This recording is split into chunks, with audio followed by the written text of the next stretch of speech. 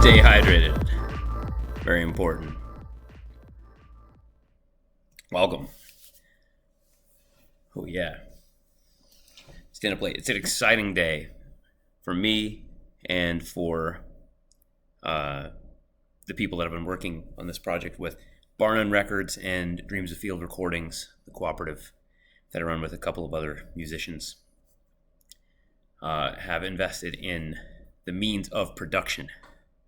We now own this. What you're looking at is vinyl recording lathes. What you're seeing are vinyl recording lathes. These are devices that you can convert any incoming audio into physical vibrations through a cutting head and needle, which etches onto a material surface. This is not how the records that you buy commercially are made usually nowadays. It was an initial step in the evolution of that process, but records now are made of polyvinyl chloride like this, and they make one lathed acetate or metal master and then stamp lumps of polyvinyl chloride. This machine is different because it etches each copy individually, and it's quite uneconomical for time reasons when you're making thousands and thousands of copies. But if you're making 100 or 50 or 20 or even 300, it can make sense when you're efficient at the process. Today I kind of want to do a Mr. Rogers episode where we go visit on a field trip, go to the crayon factory, except today we're going to the lathe facility. Here is a brief tour of the Bar None Records Dreams of Field Recordings lathe setup in Hoboken, New Jersey. Amplifier, which I'll now turn on. The amplifier powers this and this cutting head simultaneously. It's like a passive speaker, so they're not powered unless it gets juice from the amplifier. And you can already hear over here it coming through both of these. That's vibrating the cutting needle right now. And you can see it over here running through this. Everything's more or less at unity.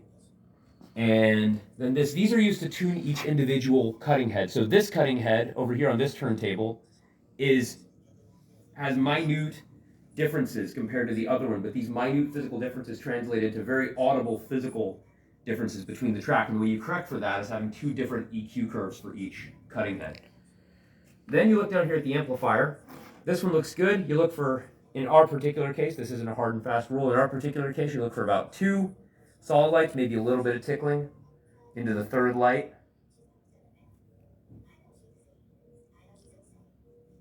They're both cutting pretty hot right now. I think I'm going to go down. The risk here is if you cut too hot, the needle jumps off of the record or causes a skip.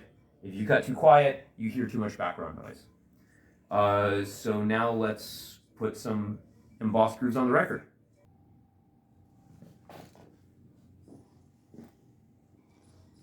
And now we look on here and make sure that it's actually etching. This one is. And this one too. You should see that band growing.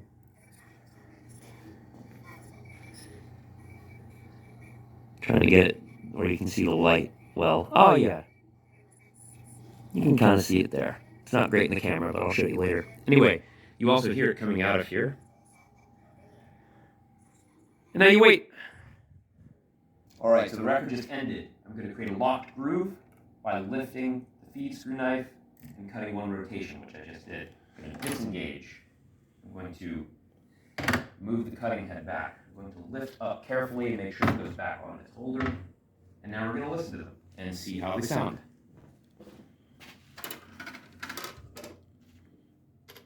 And this should be going at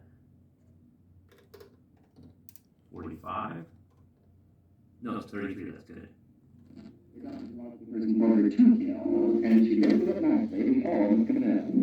Nice. As a child, she had a murderous friend. I was with her when her brother fell in the well. Of course, I never admitted it. What we're looking for is skips in the needle. Or this kind of thing. that kind of warbling. We're not getting any of that on this. That's great. I'll lift the needle and I'll sort of skip through the track and make sure that the lock groove at the end, in fact, locks so your needle doesn't fly into the second turntable. Not crazy about the distortion there, but I would kick this back for that reason. I would sort of maybe cut the volume on the left lathe. And the lock groove is good. You can see it's not moving in. Come here and have a look. You see the needle is now going around in a circle and not spiraling out. That's what we did at the end of the process there. Cool, let's listen to the other turntable. This one's a bit less forgiving. The turntable is actually a bit wonky, so we'll have to be a bit more understanding here. Turn the monitor speaker. That is distorted. That's kind of cool.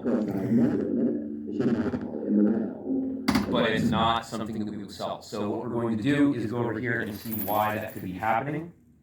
And it's quite a long process, so I won't go through the whole thing, but basically you look on the needle and you weigh it and you make sure that the pressure that it's putting down on the polycarbonate dub plate is about 40 grams, is the rule of thumb for this machine, and we probably have to do a little bit of adjustment there. But I'd also like to thank Scott Hash, who's right here, for helping me shoot this video of Burnt Toast Vinyl. Say hi, Scott. Hi, Scott. Boo! Yeah, also huge thanks to Carly Hoskins, who helped shoot some earlier videos as well that have been circulating, and also to Emmy Black, who has been right next to me. She's doing the technical upkeep of the lathe. She's really sort of the mechanic that makes them continue to work. And it's really nice to have somebody with expertise like that.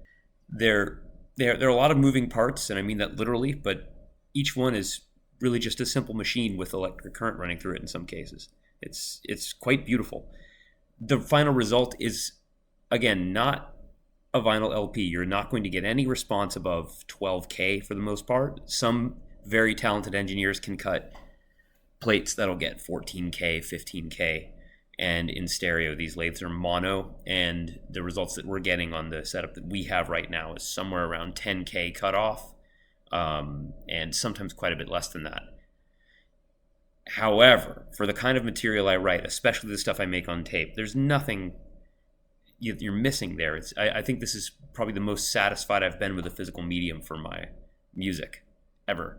So if you want to own it like the person who made it wants it to sound, then get one of these. Also, these discs are significantly more durable than you'd expect. The melting temperature is higher than traditional vinyl. They don't warp because they're thicker, unless the temperature's really high. And like all vinyl etched or embossed media or engraved media, it'll survive an EMP, so there's no risk of magnetic erasure of your data. This is built in. If you want to know my thoughts more about this, I wrote a long essay about it, and I'm including it only in copies of the first 50 of these. So if you want to hear my thoughts in detail, you got to order it.